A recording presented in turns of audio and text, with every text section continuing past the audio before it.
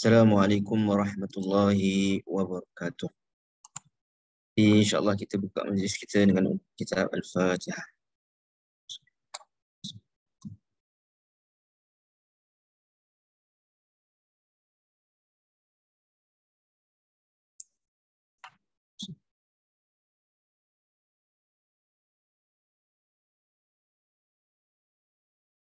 Alhamdulillahi Rabbil Alamin. Wassalatu wassalamu ala ashrafil anbiya wal mursalin wa ala alihi wa sahbihi ajma'in.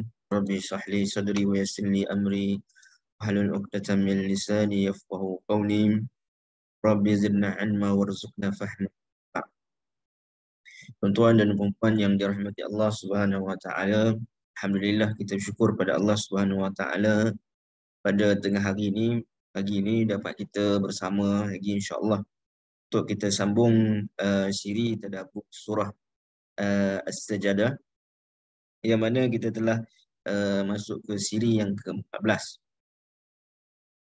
Jadi saya ucapkan terima kasih kepada tuan-tuan dan puan yang bersama dengan kita daripada awal siri dan yang selalu maknanya join sama ada secara online ataupun secara berdepan.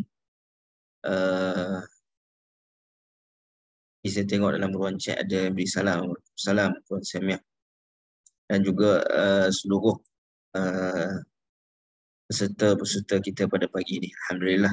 Jadi mudah-mudahan Allah Subhanahu wa taala merahmati kita pada pagi ini dan memberikan manfaat daripada pertemuan dan kita untuk siri ini dan yang seterusnya insya-Allah. Baik.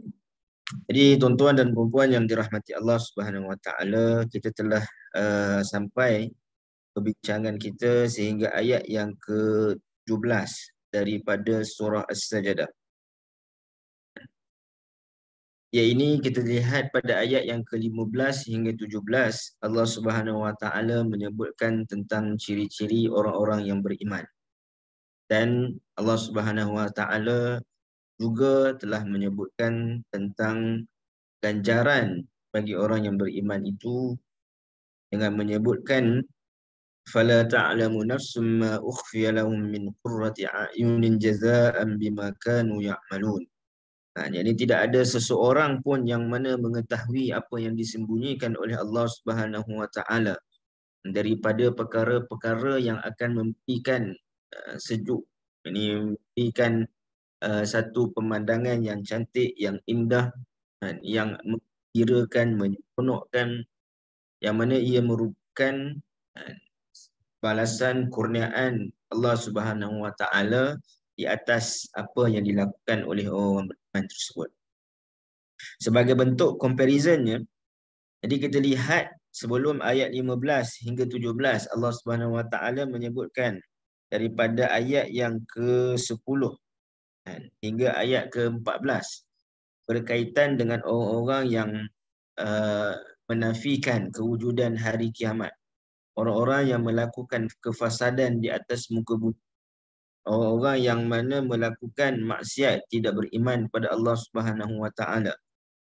Maka sebab itu pada ayat yang seterusnya pada pagi ini yang kita akan sambung dan bincangkan adalah pada ayat 18. Allah Subhanahu wa taala berfirman, afaman kana mu'minan kaman kana fasiqa la yastawun. Jika demikian halnya, maka adakah orang yang beriman sama seperti mana orang yang fasik? Mereka tidaklah sama dalam menerima balasan. Jadi Allah Subhanahu wa taala mendahulukan cerita tentang orang yang menafikan. Wa qalu a idza dhalalna fil ardi a inna lafi khalqin jadid bal hum biliqa'i rabbihim kafirun. Orang yang menafikan hari kiamat, orang yang menafikan adanya pertemuan dengan Allah Subhanahu wa taala. Kemudian menyebutkan tentang ciri-ciri orang beriman. Kemudian Allah mendatangkan satu persoalan untuk menyatakan, untuk memberikan penegasan, membuatkan manusia ini terfikir. Afaman kana mu'minan kaman kana fasiqa la yastawun. Ya, ini persoalan yang didatangkan ini adalah persoalan yang berbentuk ingkari, iaitu mengingkari. Ya, ini seolah-olah Allah Subhanahu Wa Taala nak menyatakan pada ayat 18 ini, iaitu sudah tentu tidak akan sama orang yang beriman seperti mana orang yang fasik. Dari sudut balasannya sudah tentu tidak akan sama.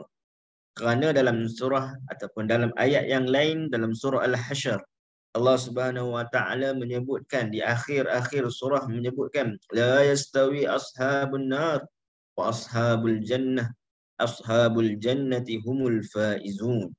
Jadi tidak akan sama orang yang mana disebutkan sebagai ashabun nar dan wa ashabul jannah. Ini ashabul jannah, ini mereka itulah yang berjaya. Menariknya Allah Subhanahu Wa Taala menyebutkan ashab. Apa makna ashab kalau kita sebutkan? Kenapa Allah menisbahkan, tidak hanya menyebutkan ahlul jannah ataupun ahlun nar, kenapa disebutkan ashab? Jadi bila mana disebutkan sahabat, kita dengan sahabat kita, kenapa kita boleh bersahabat dengan seseorang? Jadi kita boleh bersahabat dengan seseorang apabila adanya satu interest yang sama, ataupun satu benda yang common, yang sama di antara kita dengan sahabat kita. Contoh, kita satu kelas ke, kita satu tempat pengajian, apa nama, TFD ni ke, kita satu, maknanya satu karyah ke.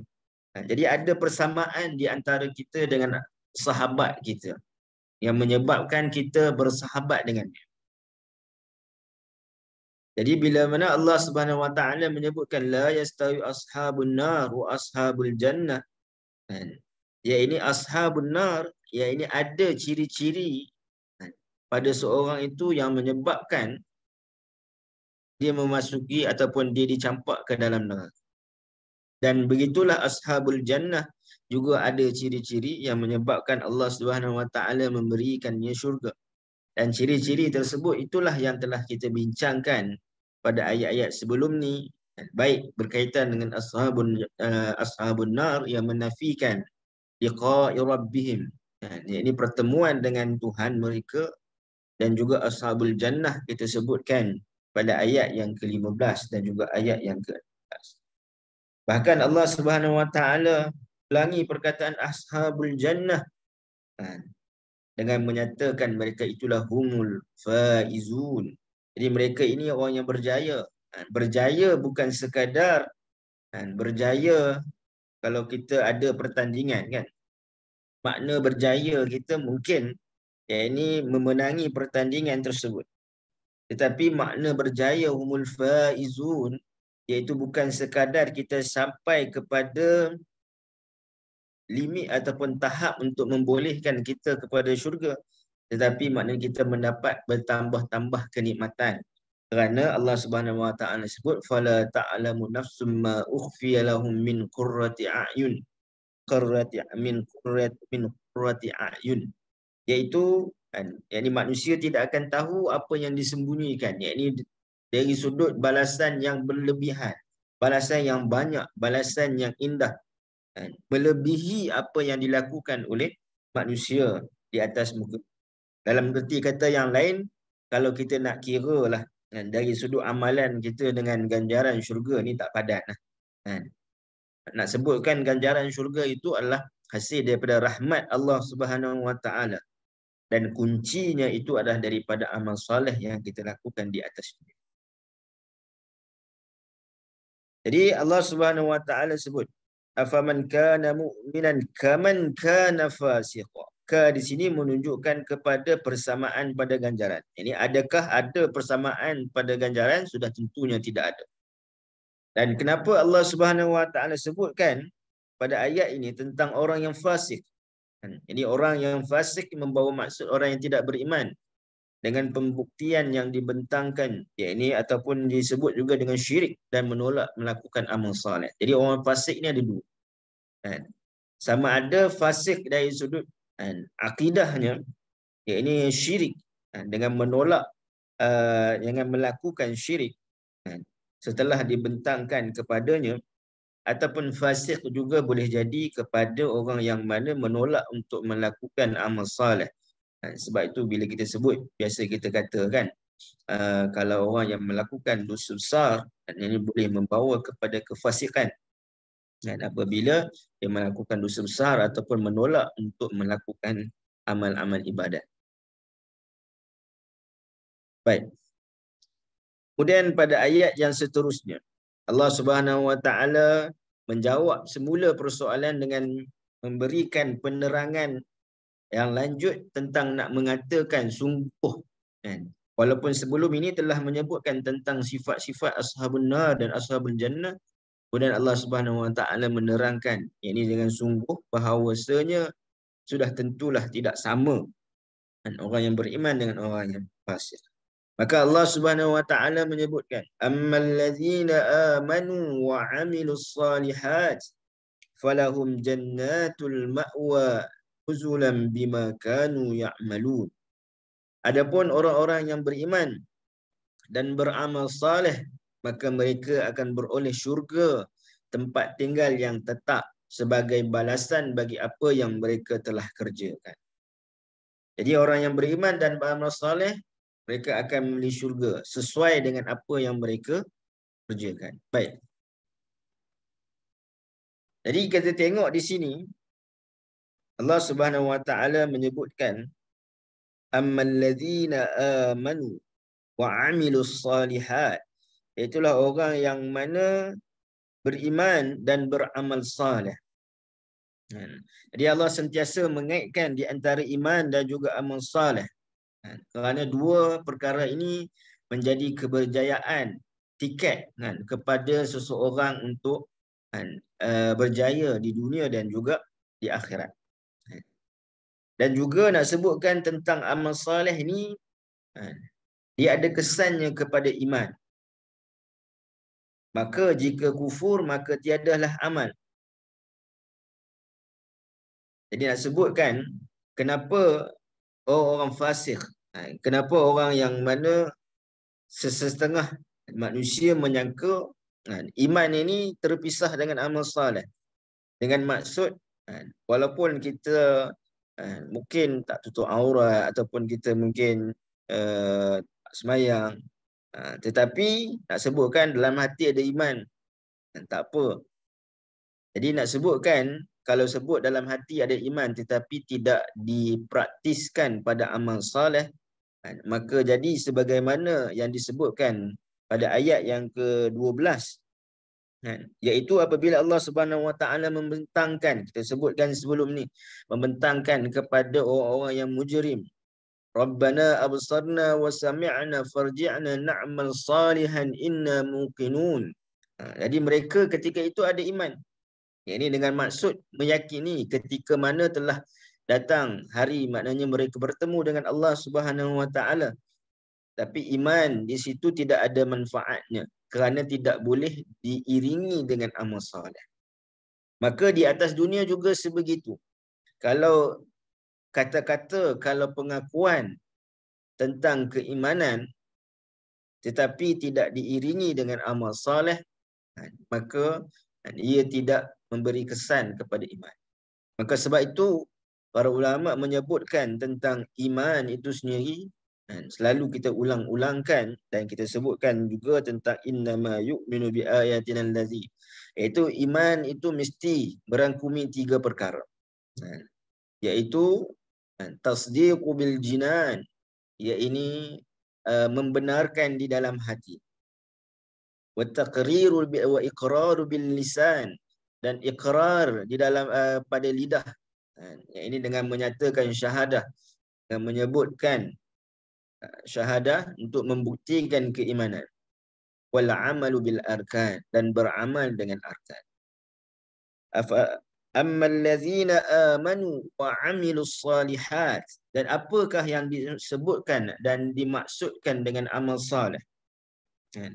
Dan selalu saya ulang-ulangkan, bila dikatakan dengan amal saleh, perkataan amal ini melakukan amal saleh dengan perkataan amal, maka amal itu dia membawa maksud sesuatu yang berlaku berulang-ulang. Berbeza dengan fa'al ataupun fa'al. Bila Allah Subhanahu wa taala sebut alam tara kaifa fa'ala rabbuka bi ashabil fil fa'ala rabbuk. Yang ini menunjukkan bahawa Allah menjadikan ataupun Allah melakukan hal tersebut sekali sahaja.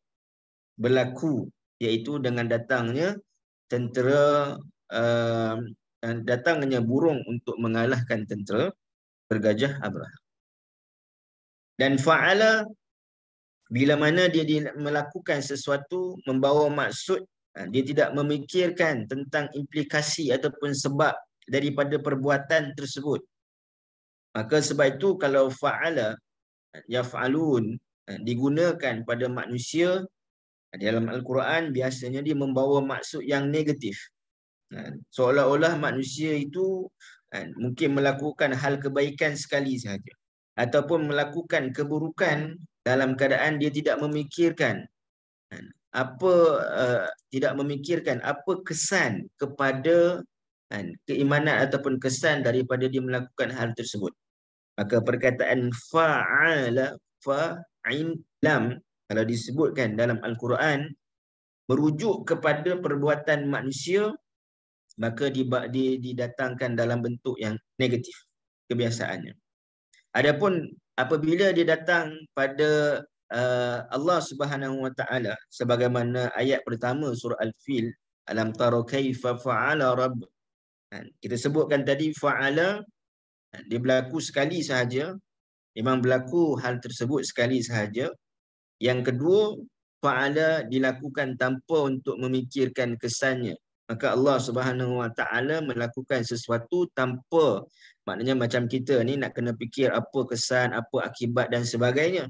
Maka sebab itu Allah kata pada dirinya fa'alul lima yurid. Allah Subhanahu wa taala boleh melakukan apa sahaja mengikut kehendaknya.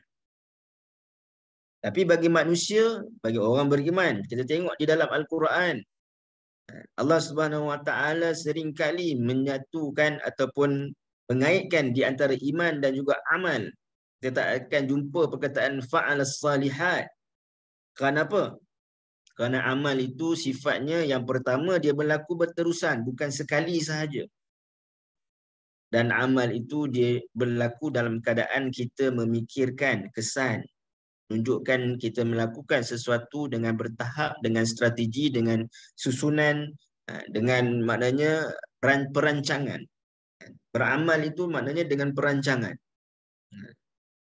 Islam mengajar kita perancangan. Dari sudut solat, berapa nak solat dan sebagainya. Dari sudut zakat, yang ni berapa nisbah yang kita, berapa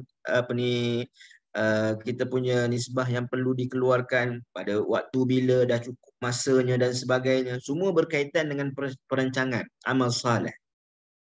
Baca Quran, waktu yang terbaik disebut baca Quran adalah waktu Quran al-Fajr dalam surah Al-Isra. Jadi semua berkaitan dengan perancangan, kerana dia akan menyebabkan adanya kesan.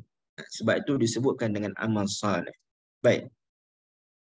Ada soalan daripada Puan Nurlian. Boleh Ustaz ulang perkara yang merangkumi iman? Baik, ada 3 perkara yang merangkumi iman. Yang pertama tasdiq, sad dal qaf. Tasdiq, ta sad dal ya qaf. Tasdiqu bil jinan. Jinan ini membawa maksud membenarkan di dalam hati. Itu yang pertama. Yang kedua adalah iqrar. Iqraru bil lisan, iaitu ikrar dengan lisan. Jadi apabila kita menyebutkan, kena sebut yang hati itu adalah dalaman, tidak diketahui melainkan Allah Subhanahu wa taala. Tetapi untuk manusia menghukum sama ada kamu ni adalah orang yang beriman ataupun orang Islam ataupun tidak, maka kena iqrar bil lisan sebagai hukum yang zahir. Walaupun ada orang yang iqrar bil lisan tetapi dalam hati tidak beriman, sebagaimana orang munafik. Cuma bagi manusia secara luaran, kita berpegang kepada zahir, iaitu maka perlulah iqrar bil lisan. Tapi cukupkah sekadar iqrar bil lisan? Maka Allah, para ulama menyebutkan yang ketiga, maka perlukan kepada wal amalu bil arkan, yakni beramal dengan rukun. rukun di sini merujuk kepada rukun-rukun iman dan juga rukun Islam. Ini beramal dengan rukun-rukun yang telah ditetapkan oleh Islam. Itu ada 3 perkara. Kita sebutkan tadi, ammal ladzina amanu wa amilus salihat. Dan disebutkan salihat. Salihat adalah satu amal yang mana membawa perubahan. Maka sebab itu kita melihat setiap satu suruhan di dalam agama ini, dia ada kesan, dia ada implikasinya. Sama ada secara umum dan secara khusus. Contoh yang umum, semua amal-amal saleh, semua perkara dalam rukun Islam membawa kepada takwa. Puasanya, solatnya, hajinya. Tetapi ada amal-amal daripada rukun Islam sendiri pun maknanya ada yang bersifat khusus. Contohnya solat. Innas salata tanha 'anil fahsya'i wal munkar. Solat itu dapat maknanya mencegah manusia daripada perbuatan fahsyak dan juga munkar. Jadi salihat itu, bila kita kata amalus salihat, iaitu amal yang kita buat berterusan. Amal yang mana kita buat dengan berstrategi, amal yang kita buat dengan perancangan, yang mana amal tersebut pasti akan nampak kesannya, iaitu islah, yang disebut sebagai salihat, yang mana dia akan memberi kesan di dalam perubahan dalam kehidupan manusia. Kalau tidak ada perubahan dalam kehidupan manusia kepada yang lebih baik, maka sudah tentu tidak ada yang tak kena pada amal soleh. Ataupun amal dia itu belum capai kepada makna salihat, kerana makna salihat itu adalah islah, yakni mengubah, membentuk peribadi manusia daripada kurang baik kepada lebih baik, kepada baik, yang baik kepada yang lebih baik. Baik. Lam pada perkataan lahum, Allah Subhanahu wa taala sebut ammal ladzina amanu wa amilus salihat falahum. Falahum itu merujuk kepada lam litamlik. Makna kata ia ini mendapat pemilikan. Sebab biasa di dalam Al-Quran disebutkan ashabul jannah. Apabila memiliki maka dia akan kekal di dalamnya tanpa perlu memeluangkannya semula atau keluar daripadanya. Contoh tuan-tuan, beli rumah. Dengan maknanya beli rumah, kita bayar dengan loan ataupun pinjaman ataupun pembelian, kalau pembiayaan lah kan, kalau dalam istilah Islamiknya pembiayaan kan. Yang ini kita beli pada awalnya pun kita bayar bulan-bulan, maknanya masih lagi menjadi hak ataupun milik bank, bukan milik kita lagi. Jadi maknanya selepas mungkin 20 tahun, 30 tahun kita dah bayar habis, settle semua rumah kita tu, maknanya grant semua dah jadi milik kita totally, maka di situ maknanya litamlik, ataupun kalau dalam bahasa perumahan ada juga bahasa leasehold, freehold kan. Yang ni freehold maknanya pegangan kekal. Yang ni tak ada orang nak boleh gugah. Bila kita dah habis bayar freehold pula kan, maknanya itu dah jadi milik kita.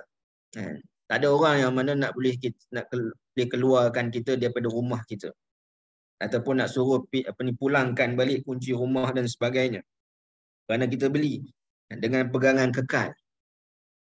Jadi begitulah maknanya dengan bahasa, walaupun tidaklah sampai maknanya kita membeli syurga, tapi dalam Quran pun Allah Subhanahu wa taala menyebutkan tentang tijarah.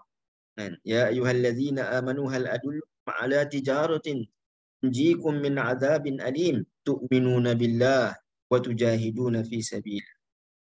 Jadi nak sebutkan bahawa Allah Subhanahu wa taala sendiri mengumpamakan untuk kita meraih syurga itu dengan jual beli.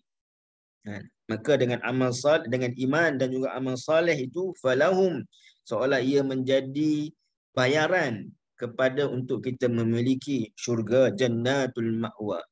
Tunjukkan kepada apabila kita memiliki kuncinya, maka tidak ada orang yang mana boleh keluarkan kita daripada syurga. Tidak ada orang yang mana akan tuntut apabila untuk memulangkannya. Sebab itu disebutkan falahum, menunjukkan litamlik. Tamlik ni menunjukkan kepada kesempurnaan pemilikan. Sempurna milik. Allah disebutkan juga uskun anta wa zawjukal jannah. Allah Subhanahu wa taala sebut pada Adam alaihissalam dalam surah Al-Baqarah ayat 35 tanpa lam tamlik, kerana dalam pengetahuan Allah Adam alaihissalam akan dikeluarkan daripada syurga. Ini sebagai comparison nak sebut kepada tuan-tuan. Bila Allah Subhanahu wa taala sebut tentang orang beriman dan beramal soleh, Allah kata falahum jannatul ma'wa dengan lam at-tamlik. Tapi ketika mana Allah Subhanahu wa taala cerita tentang Nabi Adam alaihissalam di dalam suratul Baqarah, Allah tak kata uskun anta wa zawjukal jannah, ataupun maknanya Allah Subhanahu wa taala tak sebutkan lamut tamlik pada Adam alaihissalam ketika mana meletakkan ataupun memberikan Adam alaihissalam duduk di dalam syurga. Kenapa? Dalam pengetahuan Allah, Allah Subhanahu wa taala dah tahu bahawa Nabi Adam alaihissalam akan dikeluarkan daripada syurga dan akan diletakkan di bumi. Jadi nak sebutkan dengan hanya huruf lam itu sahaja nak menunjukkan kepada kesempurnaan pemilikan yang Allah Subhanahu wa taala berikan. Kuncinya kepada keluasan nikmat dan juga ganjaran yang mana tersembunyi pada ma ukhfiya lahum, yang tersembunyi pada penglihatan dan juga pada pengetahuan manusia di dunia. Menunjukkan something yang special, something yang surprise, yang mana Allah Subhanahu wa taala janjikan. Dan kita ni manusia kan, disuka surprise kan. Jadi kalau kita nak sampai kepada surprise ataupun nak dapat surprise tu, kadang-kadang bukan hari-hari kita dapat surprise kan. Maknanya mungkin kalau antara pertama anak mungkin pada waktu hari lahir ataupun anniversary ke dan sebagainya. Ni ada waktu-waktu nak sampai tu tertentu. Jadi begitulah kita, maknanya kita ibaratkan ini nak dapat surprise tu adalah waktu kita bertemu dengan Allah Subhanahu wa taala. Sudah tentulah apabila surprise-nya, ganjarannya lebih besar, maka pengorbanan yang nak dilakukan maka sudah tentu juga lebih besar. Allah Subhanahu wa taala sebut falahum jannatul ma'wa. Baik. Kemudian jannatul ma'wa nuzulan bima kanu ya'malun. Jadi al-ma'wa dimaksudkan, al-ma'wa adalah tempat kembali. Tempat yang kita nak pergi dan tempat yang mana yang kita rasa selamat berada di situ. Allah Subhanahu wa taala sebut jannat, menunjuk kepada jamak dan kepada banyak. Kerana orang yang beriman dan beramal soleh itu banyak syurganya bergantung. Maknanya dari sudut banyak mana, tahap mana keimanannya dan juga banyak mana amal solehnya. Sudah tentu yang paling beriman dan paling banyak beramal soleh daripada kalangan anbiya. Siratal ladzina an'amta 'alaihim minan nabiyyin was-siddiqin wasyuhada'i was-salihin. Itulah yang martabat yang pertama. Yang kemudian yang kedua, wa hasuna ulaika rafiqa. Paling kurang pun maknanya kita menjadi rafiq, menjadi peneman kepada golongan-golongan disebutkan tadi daripada kalangan para anbiya, kalangan salihin, para syuhada dan sebagainya. Itu pun dah lebih yang merupakan ganjaran yang besar. Baik. Al-ma'wa disebut jannatul ma'wa, maknanya tempat kembali. Bukan sekadar tempat kembali tetapi tempat yang mana kita inginkan. Awa. Sa'awi ila jabalin. Kan disebutkan tentang anak Nabi Nuh alaihissalam. Anak Nabi Nuh, ketika mana Nabi Nuh telah maknanya membina kapal, kan? Ketika mana telah maknanya berlaku turunnya hujan lebat, kan? Nabi Nuh cuba lagi untuk maknanya ajak anaknya untuk naik ke atas kapal tersebut. Tapi apa kata anak tersebut kepada Nabi Nuh? Sa'awi ila jabalin ya'simu minal ma'. Daripada aku naik kapal kau yang tak tentu lagi kapal tu boleh maknanya mengharungi banjir yang besar itu, maka lebih baik aku nak pergi ke atas bukit tu. Kerana aku yakin di bukit mana bukit lebih kukuh. Tetapi Nabi Nuh kata pada al-yaum, pada hari ini tidak ada yang dapat menyelamatkan kamu melainkan beriman, yakni dengan kamu menaiki. Tapi maknanya nak sebutkan perkataan sa'awi itu, ma'wa itu adalah perkataan yang bukan sekadar tempat kembali. Kerana kadang-kadang ada orang yang mana rumah contoh kan. Kadang-kadang anak-anak muda, remaja kan. Dia suka duduk di sekolah ataupun di tempat yang mana dia ada kawan dia ramai. Berbanding kadang-kadang dia nak balik ke rumah. Walaupun di rumah maknanya dia ada ibu ayah dia kan. Jadi sebutkan ada tempat kembali kepada seseorang. Dia berasal daripada satu tempat. Dia nak kembali ke tempat tu. Dia tak suka pun pergi ke tempat kembali dia. Tapi dengan syurga Allah Subhanahu Wa Taala, dia bukan sekadar tempat kembali, tapi tempat yang kita nak pergi. Dan tempat yang kita nak pergi kadang-kadang tak semestinya selamat ataupun baik untuk kita. Maka Allah Subhanahu Wa Taala sebut jannatul ma'wa. Ini tempat kembali, tempat yang manusia ingin pergi dan juga dia selamat daripada azab Allah Subhanahu Wa Taala. Disebutkan dengan alif lam al-ma'wa, menunjukkan kepada perjanjian, yakni janji Allah Subhanahu Wa Taala pada orang beriman akan diberikan syurga. Dahulu di dunia kamu kenalinya dengan ilmu dan keyakinan. Sekarang kamu kenalinya dengan lihat dan juga kenikmatan. Ya, ini seorangnya jannatul ma'wa. Al-ma'wa itu merujuk kepada inilah syurga yang berada di hadapan kamu sekarang ini. Bila Allah memperlihatkannya, sebagaimana apa yang aku janjikan dulu kepada kamu. Khusus, ya ini disebutkan alif lam itu merujuk kepada ma'rifah. Yang ini yang aku kenalkan, yang aku berikan secara khusus kepada kamu, yang aku janjikan kepada kamu dahulu, maka inilah tempat kembali kamu.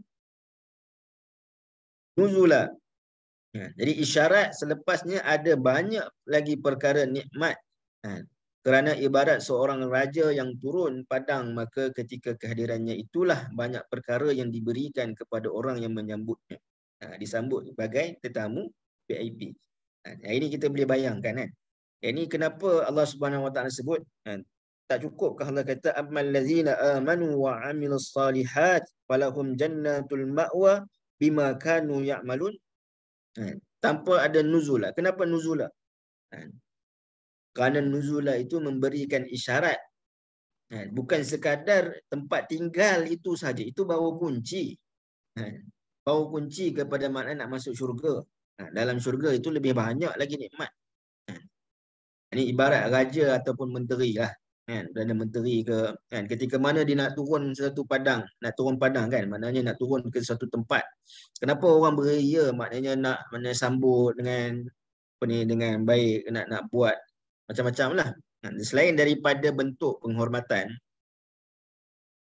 tapi juga nak sebutkan bahawa ketika mana waktu menteri turun itulah orang nak nak dapatkan bajet ke, nak dapatkan macam-macam lah peruntukan dan sebagainya. Nak cerita itu masalah ini peruntukan. Jadi sebab itu dia ada sambutan itu sebagaimana seorang VVIP kan. Maka Allah Subhanahu Wa Taala sebut nuzulan, yakni ketika mana ia turun, ketika mana ia sampai ke dalam itu, maka dia akan melihat di dalamnya syurga itu lebih banyak dan lebih besar, lebih indah nikmat di dalam. Bima kanu ya'malun. Allah Subhanahu Wa Taala ulang dalam ayat 17 dan ayat 17 dan juga ayat 19 nak memberikan penekanan kepada kita, manusia ini akan dibangunkan ataupun dibangkitkan di akhirat kelak berdasarkan apa yang manusia amalkan. Ya'malun. Kalau yang disebutkan tadi amalnya itu adalah amal saleh, maka yang menjadi ganjarannya adalah juga yang saleh. Kalau amalnya itu adalah yang sebaliknya, maka yang menjadi pengakhiran kehidupannya juga adalah yang sebalik. Baik. Kemudian Allah Subhanahu Wa Taala sebut pada ayat yang seterusnya. pada ayat yang ke-20, ayat yang memberikan satu tamparan dan juga takhwif, rasa takut kepada kita, iaitu menakutkan. Itu Allah Subhanahu wa taala sebut wa ammal ladzina fasaku. Allah Subhanahu wa taala guna perkataan fasiq. Kerana pada ayat 18 Allah menyatakan tak sama antara orang beriman dengan orang yang fasik. Jadi orang yang beriman dah disebutkan tentang apakah ganjarannya, balasannya. Maka apakah balasan kepada orang-orang yang fasik? Maka Allah Subhanahu wa taala menyebutkan wa ammal ladzina fasaqu fama'wahumun nar kullama aradu an yakhruju minha u'idu fiha wa qila lahum dhuqu 'adzaban naril ladzi bihi tukadzib. Dan sebaliknya, orang-orang yang fasik, maka tempat kediaman mereka adalah neraka. Tiap-tiap kali mereka hendak keluar daripada neraka, mereka dikembalikan kepadanya. Serta dikatakan kepada mereka, rasakanlah azab neraka yang kamu sentiasa mendustakannya di dunia dahulu. Jadi Allah Subhanahu wa taala menyebutkan bagi orang yang fasik pula adalah tempat fama'wahum. Kalau tadi tempat yang mana diinginkan, ma'wa itu diingin-inginkan. Kerana keindahannya, di ma'wa bagi orang-orang yang fasik adalah tempat yang mana tak diinginkan, kerana walaupun dari sudut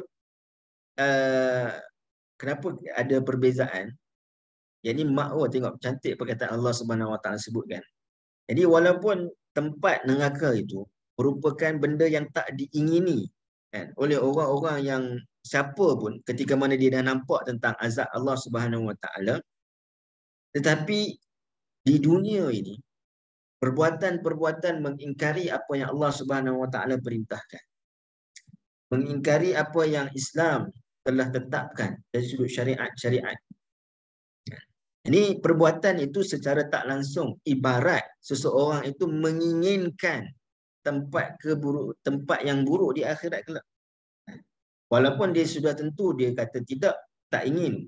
Apatah lagi ketika mana telah ditunjukkan di depan matanya pada ayat 12 kita sebutkan, sudah tentu tak ingin. Tapi kenapa perbuatan-perbuatan di atas dunia ni seolah-olah apabila mengingkari apa yang Allah Subhanahu wa taala perintahkan, ya, apa yang Islam, apa yang Nabi ajarkan. Ini seakan-akan walaupun telah dibentangkan kebenaran, telah dibentangkan inilah jalannya untuk ke syurga, tetapi apabila berpaling daripada ajaran, daripada peringatan tersebut, bukankah ia menunjukkan kepada menginginkan sesuatu yang bertentangan dengan keinginan kesenangan di akhirat kelak, iaitu syurga?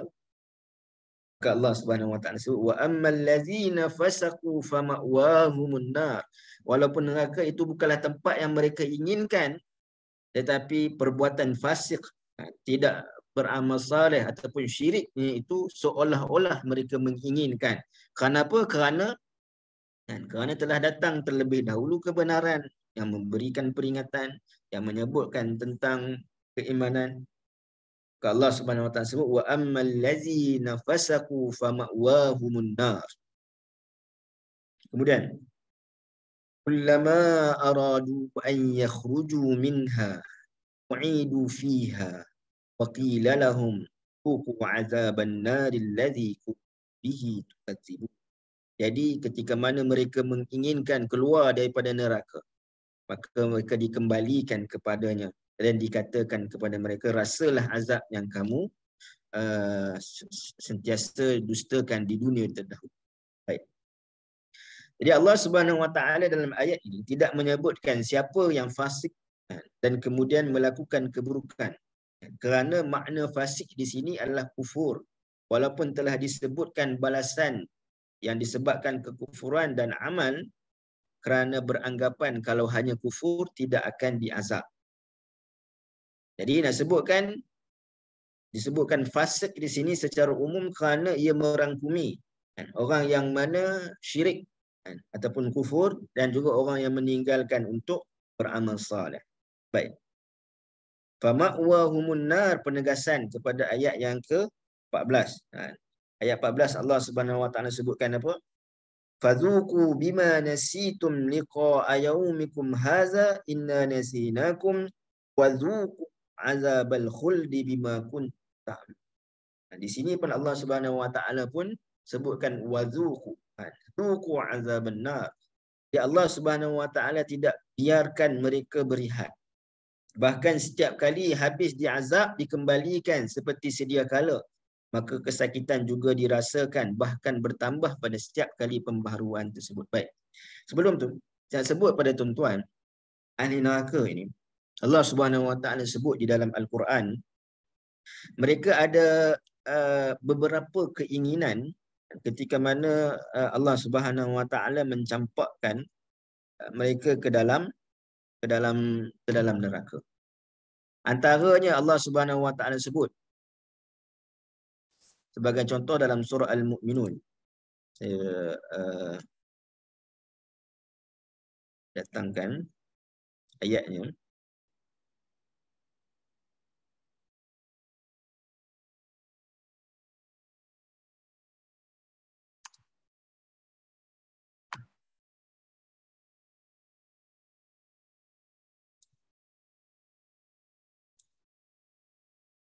Baik. Allah Subhanahu wa taala menyebutkan, Allah kata apa? Ya, ini orang-orang yang mana dimasukkan ke dalam neraka, Allah Subhanahu wa taala sebutkan yang pertama,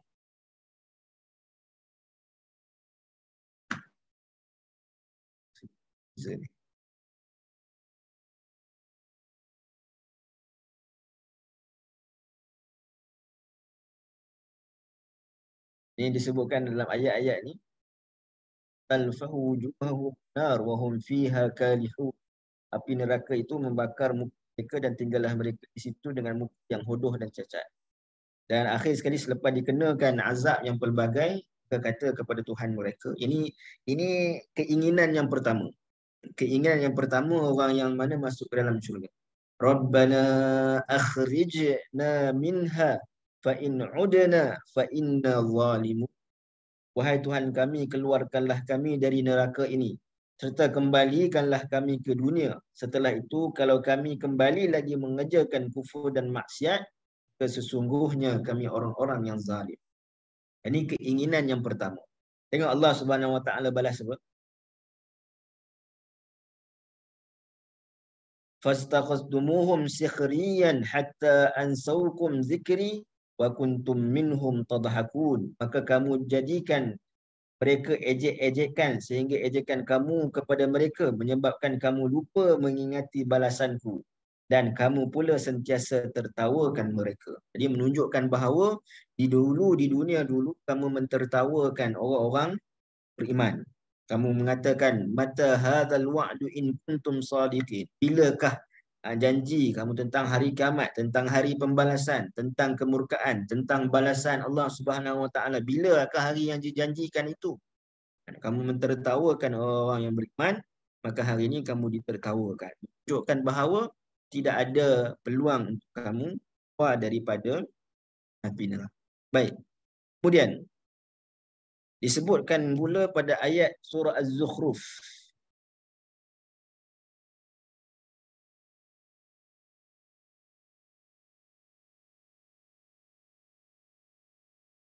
Surah Az-Zukhruf pada ayat 77 dan 78. Keinginan yang kedua bagi orang-orang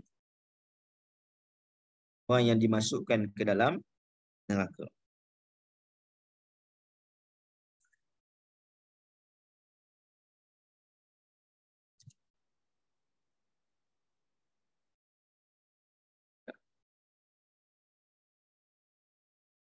Baik, apa kata mereka? وَنَادَوْا يَا مَالِكُ لِيَقْضِ عَلَيْنَا رَبُّكَ قَالَ إِنَّكُمْ مَاكِثُونَ. Dan mereka menyeru kepada siapa? Kepada Malik. Siapa Malik?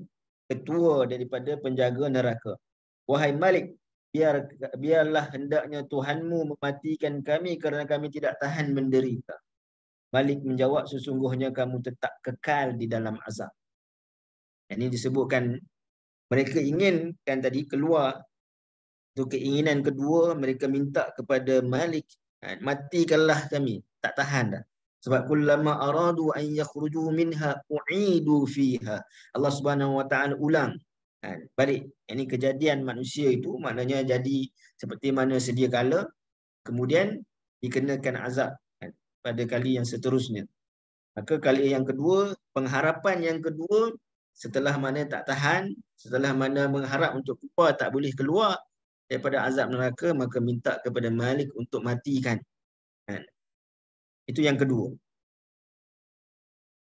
Yang ketiga, iaitulah di dalam surah Ghafir, Allah Subhanahu wa taala menyebutkan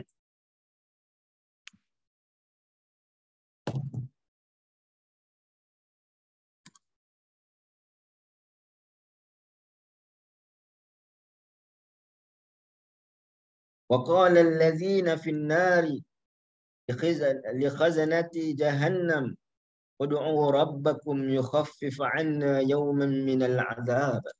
Yani mereka mengatakan tadi kepada Malik, penjaga ketua, kepada penjaga maka mereka mengatakan pula kepada pegawai-pegawai, kalau kita katakan pegawai-pegawai bawahan yang juga menjaga neraka. Qala allazina fin nar li khazanati jahannam, orang yang menjaga jahannam, ud'u rabbakum, tolonglah mintalah kepada Tuhanmu, Tuhan kalian, yukhaffif anna azaba yauman, yukhaffif anna yauman minal azab. Jadi untuk kurangkan kepada kami ni sehari pun tak apa dah. Sehari pun tak apa dah. Dah ribuan tahun, dah berkali-kali berulang seksaan, kalau dapat kurangkan walaupun sehari pun dah cukup. Maka sudah tentulah, qalu awalam taku ta'tikum rusulukum bil bayyinat, pada ayat 50. Maka malaikat tu pun jawab, bukankah kamu telah didatangi rasul-rasul kamu dengan membawa keterangan-keterangan, ini tentang akibat kederhakaan yang telah kamu lakukan. Maka ditanya balik kepada penduduk. Dan akhir sekali, yang keempat, keinginan, maka Allah Subhanahu wa taala sebut dalam suratul A'raf, iaitu selepas minta kepada Allah Subhanahu wa taala, Allah Subhanahu wa taala tak izinkan. Minta kepada malaikat Malik, malaikat pun tidak, maknanya perkenankan. Tak kepada penjaga-penjaga neraka, penjaga neraka balas balik, bukankah telah datang rusul? Maka akhir sekali mereka minta kepada siapa? Mereka minta kepada orang-orang. Maka Allah Subhanahu wa taala menyebutkan pada ayat yang surah Al-A'raf, kata wanadau ashabun nar ashabal jannah.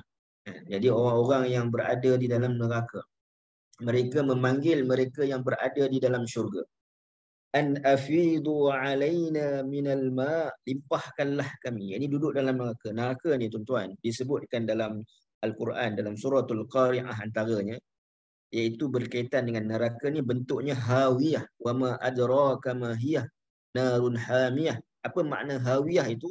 Itu neraka ni dia bukan dataran, dia bukan satu tempat kawasan lapang, tetapi dia adalah satu lubang.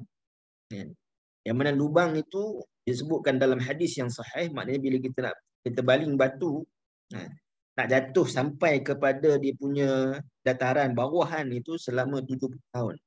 Kita bayangkan berapa dalam neraka Allah Subhanahu wa taala. Dan duduk dalam lubang itu dipenuhi dengan api dan juga azab Allah Subhanahu wa taala. Maka dalam keadaan itu mereka minta kepada penduduk syurga yang berada di dalam syurga untuk an afidu alaina minal ma. Dah tak tahan dah. Minta pada Allah tak boleh, minta pada malaikat Malik tak boleh, minta pada penjaga neraka tak boleh.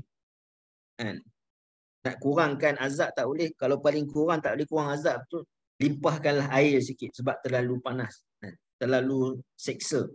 An afidu alaina minal ma wa mimma razaqakumullah. dan apa yang Allah rezekikan kepada kalian di dalam syurga. Maka Allah Subhanahu wa taala ke mereka mengatakan, orang beriman mengatakan, qalu innallaha harramahuma 'alal kafir. Dan Allah Subhanahu wa taala mengharamkan keduanya, iaitu air dan juga apa yang direzekikan bagi orang-orang ataupun bagi ashabul. Jadi ayat-ayat ini memberikan peringatan kepada kita tentang bagaimana orang yang berada di dalam neraka, keadaan mereka tersiksa. Bila Allah Subhanahu wa taala juga menyebutkan di dalam ayat yang kedua dalam surah As-Sajadah ini, Allah Subhanahu wa taala sebut lama aradu. Kita baru kita faham kenapa Allah Subhanahu wa taala sebut, yakni mereka menginginkan, rasa ingin nak keluar, minta ini tak boleh, minta ni tak boleh, minta ni tak boleh, minta ni tak boleh. Sebab apa? Sebab ingin keluar. Bahkan kita tengok, kalau kita sebutkan tadi, neraka bentuknya itu adalah seperti mana lubang. Kalau orang jatuh ke dalam lubang, cara untuk dia keluar adalah dia kena panjat lubang tersebut untuk naik ke atas. Dan kawasan yang berlubang selalunya tidak ada pintu. Mana ada orang buat kawasan lubang, dekat dalam lubang tu ada pintu boleh keluar kan? Tapi kenapa hadis juga menyebutkan tentang sebagaimana syurga ini mempunyai pintu-pintu, kenapa neraka juga mempunyai pintu? Sebab apa? Sebab saya pernah sebutkan sebelum ni, sebab nak mewujudkan harapan. Dia orang berada dalam terseksa, dalam satu tempat ataupun kawasan, bilik kita katakan, yang terseksa, bila dia nampak pintu, api sedang membakar diri, apa perkara yang paling diinginkan adalah untuk dia keluar daripada melalui pintu tersebut. Dan apabila first dia tengok pintu, dia akan nampak harapan. Kalau aku keluar dari pintu ni, maka sudah tentu ada kemungkinan untuk berjaya ataupun selamatkan diri daripada terus dibakar di dalam api. Maka Allah Subhanahu wa taala sediakan dalam neraka ada pintu supaya mewujudkan harapan. Tapi dalam keadaan ketika mana mereka dekat kepada pintu tersebut, Allah Subhanahu wa taala sebut di dalam surah Al-Humazah, pada ayat menyebutkan wa ma adraka mal hutamah narullahil muqadah allati tattali'u 'alal afidah innaha 'alaihim muqsadah. Yani Allah Subhanahu wa taala sebutkan pintu-pintu tersebut ditutup rapat daripada mereka keluar daripadanya. Ini ada harapan nak keluar, tapi kita pergi terkunci. Kita bayangkan. Kalau tak ada pintu tadi maknanya pasrah lah. Tapi bila ada pintu wujudnya harapan. Tapi bila mana pintu tersebut terkunci, maka lagi musnah, lagi besar rasa terseksanya. Sebab apa? Sebab tak boleh nak buka. Alaihim muqsadah fi amadin mumaddadah. Bukan setakat itu, bukan sebab tak boleh nak buka, sebab apa? Sebab juga kerana terikat kaki-kaki mereka. Yang ini disebut dalam surah Yasin juga. Ini terikat leher dan kaki mereka. Aghlalan fahiya ilal azqani fahum, terikat kaki mereka, leher mereka, tangan mereka, yang menyebabkan mereka tak mampu. Walaupun nampak pintu, walaupun nak boleh buka, tapi tak boleh kerana terikat. Alaihim muqsadah fi amadin, kerana terikat di tiang-tiang. Maka sebab itu bila Allah Subhanahu wa taala sebutkan kullama aradu an yakhruju, adanya keinginan tersebut, maka Allah Subhanahu wa taala sebut an yakhruju minha idu fiha, kami kembalikan, menunjukkan bahawa tidak ada kerehatan di dalam. Selepas habis azab dikembalikan seperti sedia kala. Dalam surah An-Nisa, tak silap saya, ataupun dalam Quran menyebutkan, ini kulit manusia ketika itu, ketika mana dah habis bentung, semua digantikan kulit yang baru. Bentung semua digantikan kulit yang baru. Sebabkan apa? Untuk merasakan azab. Bahkan azab itu bertambah. Kerana rasa sakit yang terdahulu tak hilang lagi, tambah lagi. Tak hilang lagi, tambah lagi. Dan tidak cukup sekadar itu, Allah Subhanahu wa taala sebut waqila lahum, dan dikatakan kepada mereka, nah rasakan. Kita bayangkan kalau orang kata kat kita padan muka, kan? Ini sesuatu perkataan yang menyedihkan. Apatah lagi bagi mereka yang tidak sangka akan berlaku keburukan pada dirinya. Ada orang maknanya mungkin dia buat sesuatu yang dia tak sangka pun benda itu akan boleh menyebabkan keburukan pada diri dia. Tapi tiba-tiba ada orang kata padan muka. Kan? Jadi menyebabkan lagilah dia terasa kan. Jadi dalam hal ini Allah Subhanahu Wa Taala sebut zuqu azaban nar. Nah, rasakan. Yang ini nak sebutkan dalam neraka ni bukan sekadar fizikal, luaran ini sahaja yang mana terseksa. Tapi dari sudut emosional, dari sudut maknanya dicaci, dikeji, dihina. Kenapa di dunia mereka tidak mempercayakan azab, melainkan bila sampai kepada mereka sebab itu mereka menyindir untuk mendatangkan azab. Yang kita sebutkan dalam surah Al-Anfal juga ada menyebutkan. Mereka mengatakan fa'amtir alaina hijaratan. Mana azab tu turunlah kepada kami ni, batu-batu ni. Dan di hari akhirat maka mereka tidak sangka melainkan azab bagi perbuatan mereka yang lebih mengerikan daripada adalah azab itu berulang dan kesakitan pula semakin bertambah. Azab itu sendiri, zuqu azab benar, itu telah mengerikan kita. Tetapi yang lebih mengerikan adalah azab itu berulang kali. Disebutkan bahawa kalau kesakitan di dunia ini paling-paling sakit akhirnya adalah kematian. Tetapi di hari akhirat di dalam sakit tak ada yang paling sakit. Sebab apa? Sebab sentiasa akan merasai sakit. Dalam keadaan sakit itu berulang-ulang kerana azab itu berulang-ulang. Kerana manusia itu tidak mati. Azab benar. Kenapa diulang perkataan api neraka sedangkan pada awal ayat tu Allah Subhanahu Wa Taala sebut dah. Fama'wahumun nar. Dan kenapa diulang waqila lahum zuqu azaban nar. Sedangkan disebutkan sebelumnya yang pertama untuk menakutkan, untuk menimbulkan rasa takut. Api, ada api lagi. Yang menunjukkan kepada benda itu sentiasa bertambah. Dan juga nak sebutkan api yang pertama fama'wahumun nar dengan zuqu azaban nar. Kerana tadi tempat tinggal itu adalah api. Yang kedua adalah rasakan sendiri. Menunjukkan bahawa tidak sama api yang disebutkan sebelumnya dan kepada mereka, iaitu semakin terasa bahang. An-narul muqadah disebutkan dalam surah Al-Humzah kan. Narullahil muqadah, iaitu api yang muqadah ni maknanya yang sentiasa dipanaskan. Dia tak pernah turun suhu. Kalau terbakarnya sesuatu benda, terbakar kalau hutan di Australia ke apa kan. Walaupun besarnya kebakaran tersebut, akhirnya sebulan, 2 bulan, suhu tu akan turun lama-lama terpadam.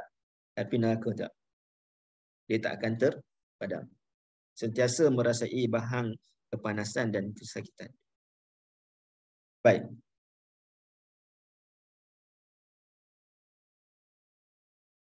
Ini nak sebutkan azab an-nar alladhi kuntum bihi tukadzibun, dan azab itu azab yang besar kerana selepas ni Allah Subhanahu Wa Taala akan sebutkan walanuziqannahum minal azabil adna minal azabil akbar la'allahum yarji'un.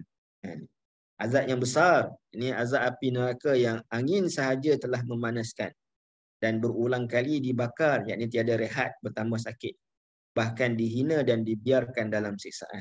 Ini menunjukkan pada besar. Dalam surah Al-Anbiya Allah Subhanahu Wa Taala sebutkan wa idza massathum nafhatan minal azab, yakni ketika mana angin yang mana kalau kita bakar kan, bakaran, ya ini angin ketika mana menolak api tersebut, kalau angin tu sampai pada kita, kita dah rasa bahang panas itu. Jadi angin api neraka itu lebih lagi lah. Yang mana angin ni telah menyebabkan rasa bahangnya, itu pun mereka kata wailun, celakalah kami, ataupun binasalah kami dengan angin yang dirasakan belum lagi masuk pada ketika. Maka nak sebutkan azab yang besar. Kalau azab api neraka angin sahaja pun dah mereka kata binasa, celaka pada diri mereka sendiri, maka ini kan pula berada di dalamnya. Ini kan pula maknanya berulang kali dibakar, tidak ada rehat, bertambah sakit, bahkan juga diselangi dengan penghinaan di dalam sisaan tersebut. Kemudian Allah Subhanahu Wa Taala sebutkan walanuziqannahum minal adzabil adna dunal azabil akbar la'allahum yarji'un, Dan demi sesungguhnya kami akan merasakan mereka sedikit dari azab dunia sebelum azab yang besar di hari akhirat, supaya mereka rujuk kembali bertaubat. Ini di dunia mereka telah pun merasai azab, bencana. Baik, tengok tafsiran secara umum. Ini kami benar-benar akan mengazab orang-orang yang kafir, orang-orang yang fasik. Para pembangkang itu dari azab yang dekat dan lebih ringan, iaitu azab di dunia berupa berbagai bencana dan malapetaka, semisal kelaparan, terbunuh dan tertawan, sebelum kedatangan azab yang jauh lebih keras, lebih besar dan lebih dahsyat, iaitulah azab kiamat. Hal itu supaya mereka sedar dan menyedari kesesatan mereka, meninggalkan kesesatan mereka itu menuju kepada petunjuk dan bimbingan, meninggalkan kekafiran, beriman kepada Tuhan mereka, membenarkan dan percaya kepada Rasul. Jadi nak sebutkan dalam ayat ini Allah Subhanahu Wa Taala seolah macam flashback. Ini mengingatkan bahawa bukankah sebelum azab yang besar pada ayat yang 20 yang telah disebutkan tadi, telah didatangkan azab kepada kamu di dunia,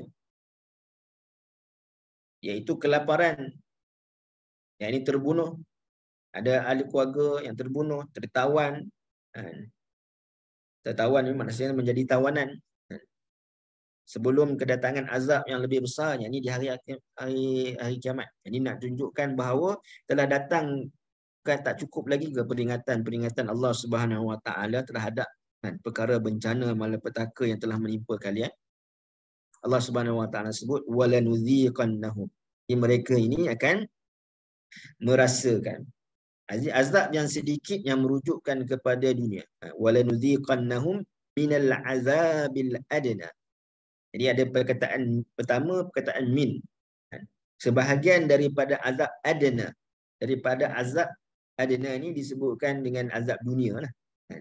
Jadi yang sebutkan azab adna ini adalah azab yang rendah. Kalau perkataan adna tu makna adna asalnya adalah rendah ataupun kecil ataupun sedikit. Ada azab yang sedikit itu merujuk azab dunia. Kerana azab di dunia ini tidak terlalu dahsyat dan tidak berpanjangan. Kerana paling dahsyat kita sebutkan tadi, azab di dunia adalah kematian. Dan menariknya pada ayat ini, tuan-tuan, kalau kita tengok perkataan berlawanan dalam Quran, that ini perkataan berlawanan, adna ini dia lawannya adalah kepada aqsa, Masjidil Aqsa kan, ini ada kedudukan yang tinggi. Ada adna ni rendah ataupun kecil ataupun sedikit. Lawannya adalah aqsa, yang tinggi, yang banyak. Sedangkan kalau akbar, akbar lawannya maksudnya besar, lawannya adalah asghar. Kabir lawannya saghir kan. Kalau mungkin ada tuan-tuan ada basic bahasa Arab belajar kan. Ini kalau kita belajar tentang sifat kan. Saghir lawannya adalah kabir. Aqsa lawannya adalah adna. Jadi kenapa pada ayat ini Allah Subhanahu Wa Taala sebut walanuziqannahum minal azabil adna dunal azabil akbar. Kenapa Allah tak sebutkan dunal azabil aqsa? Ataupun Allah tak sebutkan walanuziqannahum minal azabil asghar duna azabil akbar. Jadi kenapa berlawanan perkataan tu? Dia berlawanan tapi bukan lawan dia. Jadi nak sebutkan yang pertama, apa yang berlaku di dunia itu bukanlah lawannya ataupun bukanlah sama dengan apa yang berlaku di hari akhirat. Nak sebutkan dia tak boleh nak compare lah ceritanya. Apa yang berlaku di dunia itu hanya kecil sahaja. Kerana ada yang lebih besar, iaitulah di hari akhirat. Di azab di dunia ni, kata Imam Ar-Razi, dia menyebutkan bahawa azab di dunia ni dia ada dua ciri. Yang pertama adalah dekat. Maknanya dekat dengan kehidupan manusia bila-bila sahaja. Dan ianya bersifat sedikit ataupun kecil. Berbanding azab di akhirat, juga yang mempunyai dua ciri, iaitu yang jauh tetapi dia besar dan juga banyak. Jadi azab tujuannya adalah untuk menakutkan, litakhwif. Maka di dunia yang menakutkan adalah dekatnya azab tersebut walaupun kecil berbanding azab yang jauh. Jadi orang azab ni ketika mana turun ataupun Allah Subhanahu Wa Taala sebut dalam Quran, nyatakan azab ini azab perbuatan manusia ini dan ini sekian. Kerana apa? Kerana tujuannya adalah litakhwif, untuk menakut-nakutkan. Kenapa Allah Subhanahu Wa Taala mendatangkan ayat-ayat litakhwif, untuk menakut-nakutkan? Kalau kita tengok manusia kan, kalau dia takut-takutkan orang, adakah menunjukkan kepada kasih sayang yang sebenar? Kalau seseorang dia menakutkan orang lain, kadang-kadang saja maknanya dia nak musik kan. Walaupun dia menunjukkan kasih sayang, tetapi maknanya kasih sayang yang sebenar tu bukan dia menakut-nakutkan, tapi dia memberikan galakan kan. Tapi Allah Subhanahu Wa Taala ketika mana Allah mendatangkan ayat-ayat azab, ayat-ayat tentang neraka dengan tujuan litakhwif, untuk menakut-nakutkan, maka Allah Subhanahu Wa Taala sendiri sebut dalam surah Ar-Rahman, surah yang menyebutkan tentang rahmat dan juga kasih sayang Allah Subhanahu Wa Taala. Allah kata, "Faman khafa maqama rabbih jannatan, waliman khafa maqama rabbih jannatan." Ini bagi orang yang mana takutkan Tuhannya, maka baginya dua syurga. Jadi nak sebutkan bahawa orang yang takut pada Allah Subhanahu Wa Taala sahaja, takut sahaja, maka Allah Subhanahu Wa Taala berikan kepadanya syurga. Jadi nak sebutkan kepada kita, kenapa takut itu begitu besar. Apabila kita kadang-kadang ayat Quran ni, bila kita baca, amalnya itu adalah dengan menimbulkan rasa. Amal dengan ayat-ayat bersifat yang datang balasan, yang datang sifat cerita tentang neraka, macam ayat-ayat yang kita sedang bicarakan ini adalah amalnya adalah dengan menimbulkan rasa, takut. Kerana daripada rasa takut itu Allah Subhanahu Wa Taala berikan syurga. Dan kenapa rasa takut itu satu benda yang besar? Hingga Allah Subhanahu Wa Taala sebut waliman khafa maqama rabbih jannatan. Kerana apabila seorang itu takut, apa yang akan berlaku dalam kehidupan dia? Kalau dia takutkan sesuatu, maka dia akan berhati-hati dalam, maknanya dia menempuhi perkara tersebut kerana ada perasaan takut. Maka sebab itu kita lihat Sayyidina Umar dengan seorang sahabat yang mana Sayyidina Umar tanyakan apa makna takwa. Jadi takwa itu disebutkan dengan makna kita berjalan di atas sesuatu yang halangan yang tajam. Ini kita senting baju, kalau orang pakai jubah kan, senting baju maknanya dalam keadaan berhati-hati. Kerana itulah menunjukkan kepada rasa takut dan menunjukkan kepada ketakwaan kepada Allah Subhanahu. Maka azab tujuannya itu ditakhwif, untuk menakutkan, dan ia merujukkan kasih sayang Allah Subhanahu Wa Taala. Kerana di dunia lagi Allah Subhanahu Wa Taala telah mendatangkan azab, telah mendatangkan sesuatu yang boleh menakutkan kita. Ini kerana apa takut? Kerana dekatnya azab tu dengan kita, sebab kita berada di atas dunia walaupun benda tu kecil. Kan? Jadi justru di hari akhirat, kalau kamu takut dengan azab yang berada depan kamu, walaupun ianya kecil, jika nak dibandingkan dengan azab akhirat, maka sudah tentulah azab akhirat itu lebih layak untukmu takut. Dan kerana takut itulah yang akan melahirkan sifat takwa, iaitu berhati-hati di dalam apa yang Allah perintahkan dan apa yang Allah larangkan. Baik.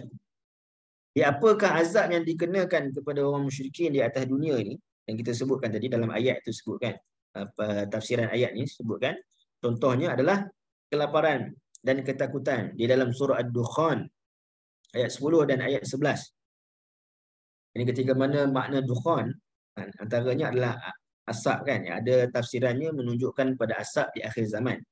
Ada juga tafsiran kalau kita tengok makna dukhan ini, disebutkan dalam kitab tafsir bahawa dukhan ini adalah satu ataupun tahun ketika mana orang musyrikin, orang Mekah kan, pada ketika itu mereka menghadapi kelaparan. Kan. Hingga kan makan kulit-kulit kayu dan sebagainya.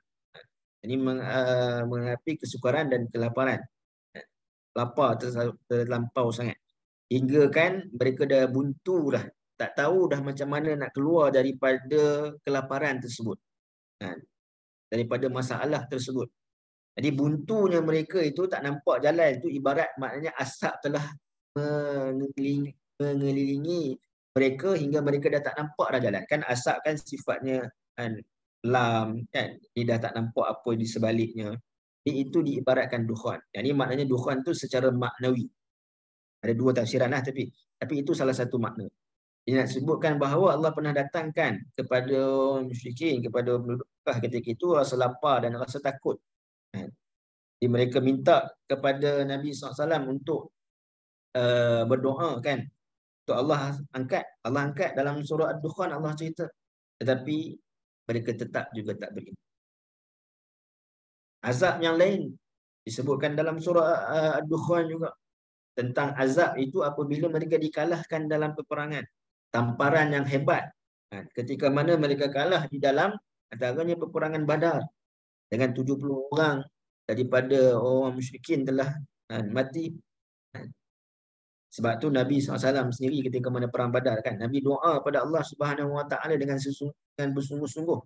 Hingga kan Nabi kata, kalau esok ni kalau tak menang dalam perang Badar, maka tidak ada orang lagi yang akan menyembah Allah Subhanahu Wa Taala di atas. Sebab apa? Sebab perangan itu adalah perangan pertama yang besar.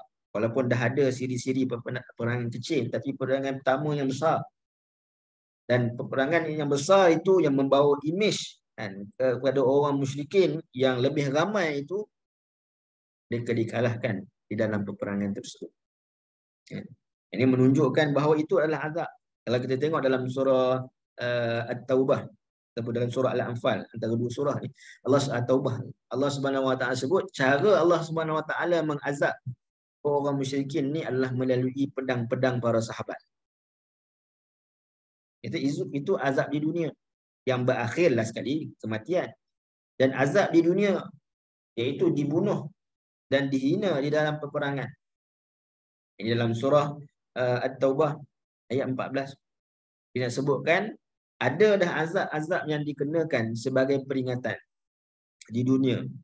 Azabil adna kunal azabil akbar. Tetapi azab di dunia itu pun tak menjadikan mereka maknanya nak kembali kepada Allah Subhanahu. Ini jadi peringatan kepada kita. Yang mana kadang-kadang Allah Subhanahu Wa Taala mendatangkan kepada kita peringatan-peringatan melalui mungkin ujian-ujian, mungkin bencana, mungkin perkara-perkara yang kita tidak suka atau mungkin sukar untuk kita harungi dalam kehidupan kita. Kita anggaplah ianya sebagai peringatan Allah Subhanahu Wa Taala di atas dunia ini. Kita bersabar dan kita meyakini ada hikmahnya yang besar. Kita balik kepada Allah Subhanahu Wa Taala di atas segala kesulitan tersebut, harapan pada Allah Subhanahu Wa Taala.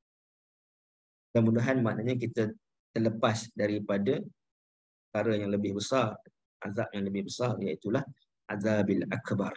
Disebutkan azabil akbar kenapa? Kerana azab yang besar itu lebih takuti banding azab yang tinggi kan. Azab yang besar nak menunjukkan bahawa satu benda yang sangat besar. Dan kalau kita bayangkan ombak kan. Jadi kalau sebutkan ombak yang besar, ini menunjukkan kepada sesuatu yang akan menghapuskan segala-galanya apa yang kita. Baik. La'allahum yarji'un digunakan untuk at-tarajji. La'alla ini disebutkan dengan makna tarajji, iaitu pengharapan. Yang ianya mustahil bagi Allah Subhanahu Wa Taala kerana pengharapan adalah pada sesuatu yang tidak diketahui. Kenapa Allah Subhanahu Wa Taala sebut?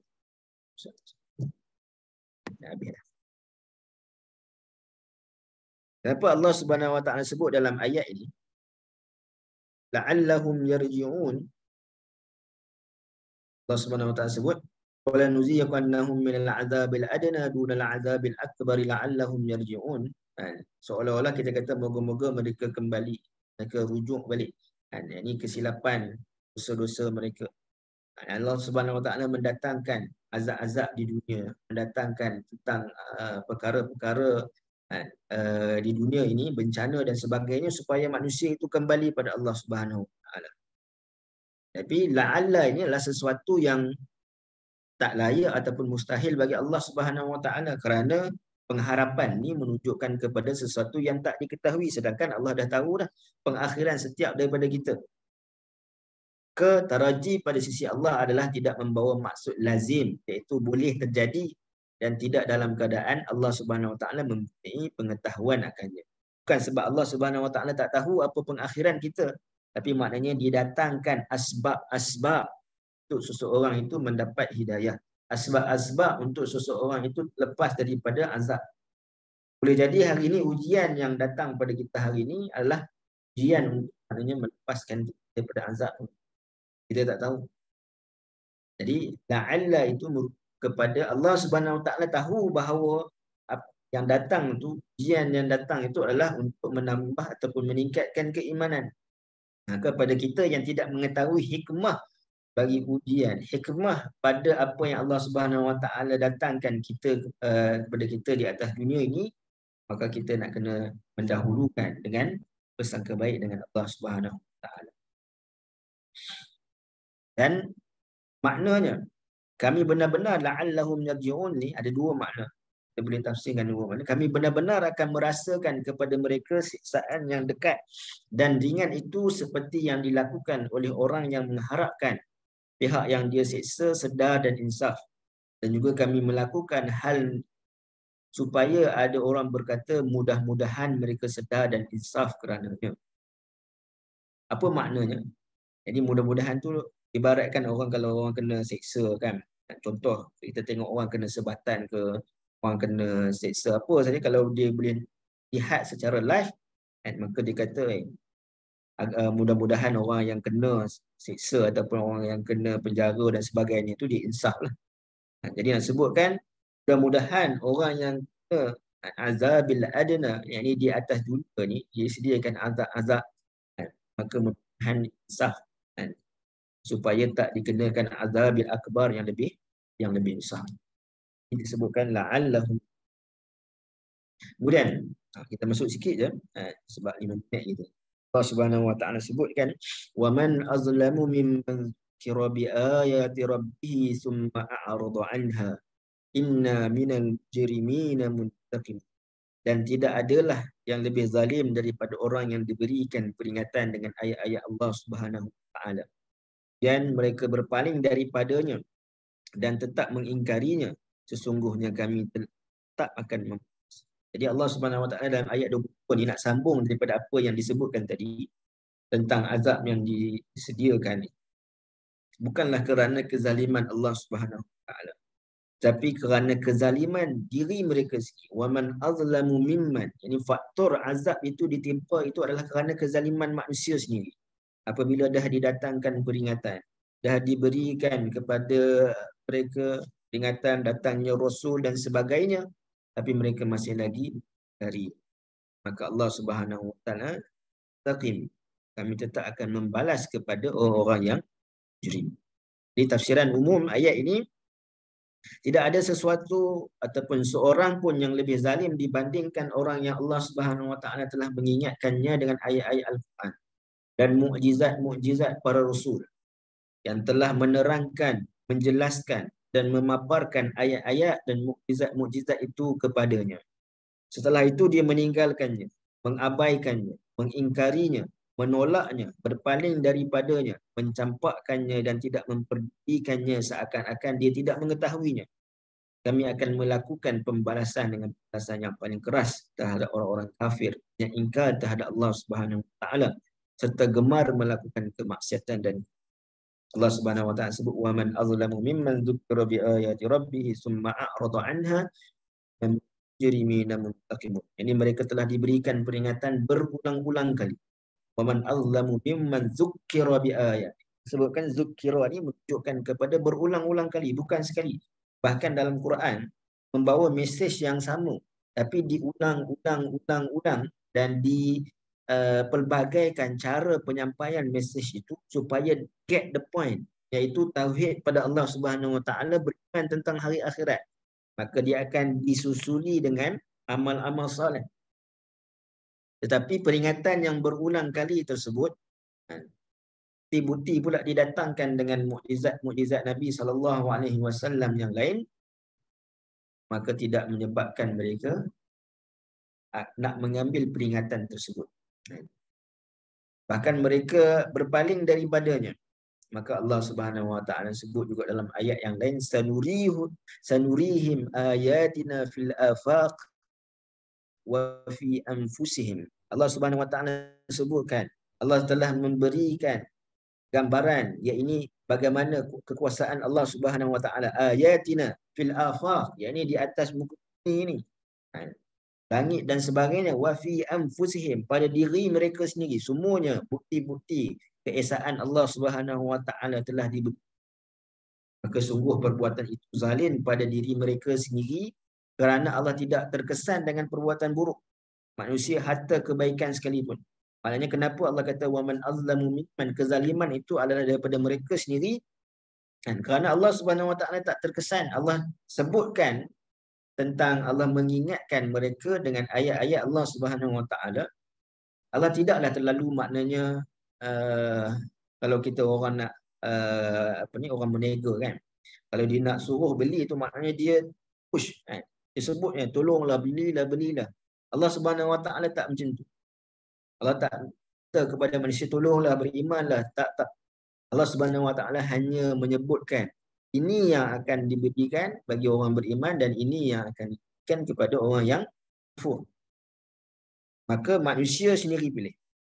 Maka manusia apabila memilih kepada jalan kekufuran, menolak kebenaran, maka dia telah memilih kezaliman. Dan kezaliman itu bukan kepada orang lain tetapi kepada diri sendiri. Minhum man zalimun li nafsihi. Jadi antara pecahan-pecahan manusia itu adalah mereka yang zalim terhadap diri mereka sendiri. Bahkan lebih zalim kerana apa? Segala bentuk telah dikemukakan, baik nikmat dan azab, tetapi tetap juga di dalam kufur. Allah Subhanahu Wa Taala tetap membalas orang yang mujrim dengan azab yang besar. Dan orang yang mujrim disebutkan di dalam hadis sebagai penutup, iaitu ada 3 perkara tergolong daripada kalangan orang yang mujrim. Disebutkan dalam riwayat Ibn Abi Hatim daripada Muaz bin Jabal, dia berkata Rasulullah SAW bersabda, dengar Rasulullah SAW menyebutkan, salasun man fa'allahunna faqad ajram, man aqada liwa'un fi ghairi haqq aw aqqa walidayhi aw masya ma'a zalimin liyansuruhu faqad ajrama, yaqul ta'ala inna minal mujrimin muttaqin. Ada 3 perkara yang barang siapa melakukannya, maka sungguh dia telah melakukan kejahatan, zaliman, mujrim. Iaitu barang siapa yang mengikat janji selain kebenaran, iaitu untuk memerangi orang yang tidak boleh dia perangi, ataupun dia mengikat maknanya janji tentang perkara yang dia tak boleh nak tunaikan, ataupun perkara yang bukan di dalam kekuasaannya, atau durhaka kepada kedua orang tuanya, atau berjalan di pihak orang yang zalim dengan makna mendukung orang-orang yang zalim, menolong orang yang zalim, maka sesungguhnya dia telah berbuat kejahatan. Allah Subhanahu Wa Taala berfirman, sesungguhnya kami akan memberikan pembalasan terhadap orang-orang yang mujrim tersebut. Kita sebut dah mujrim ini, dia adalah perbuatan dosa yang bukan sekadar dosa dengan Allah Subhanahu Wa Taala, tetapi dosa yang melibatkan hak orang lain. Ini disebutkan sebagai jenayah mujrim.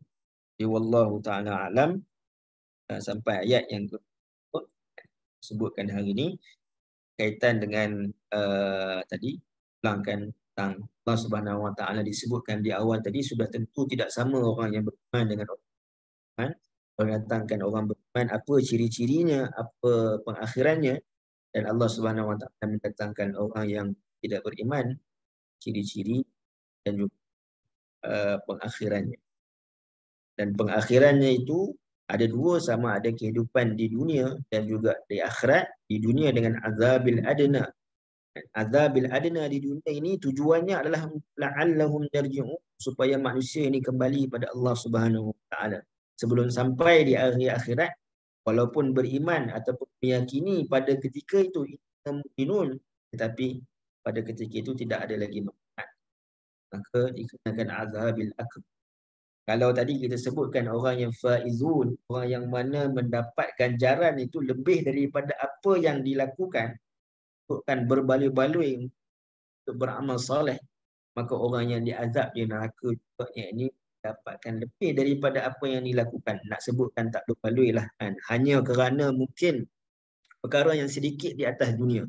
Hanya wang ringgit contoh kan. Kaitan riba ke rasuah ke kan. Nyatakanlah pun berapa bilangannya, bilion ke juta ke dan sebagainya, dia tidak akan berbaloi dengan Allah Subhanahu Wa Taala yang besar. Ataupun nak beli nak menuju syurga Allah Subhanahu Wa Taala yang lebih. Jadi Allah Subhanahu Wa Taala memberikan kepada kita pilihan supaya kita jauhkan diri daripada orang yang jerim, dan nanti kita akan sebut kan, bagaimana Allah Subhanahu Wa Taala menyebutkan kenapa Allah tiba-tiba mendatangkan kisah Nabi Musa alaihissalam, dan penutupnya mungkin insya-Allah pada yang seterusnya insya-Allah kita cuba untuk habiskan surah ini insya-Allah. Ya aku astagfirullah. Baik itu datang Subhanahu Wa Taala sendiri. Assalamualaikum.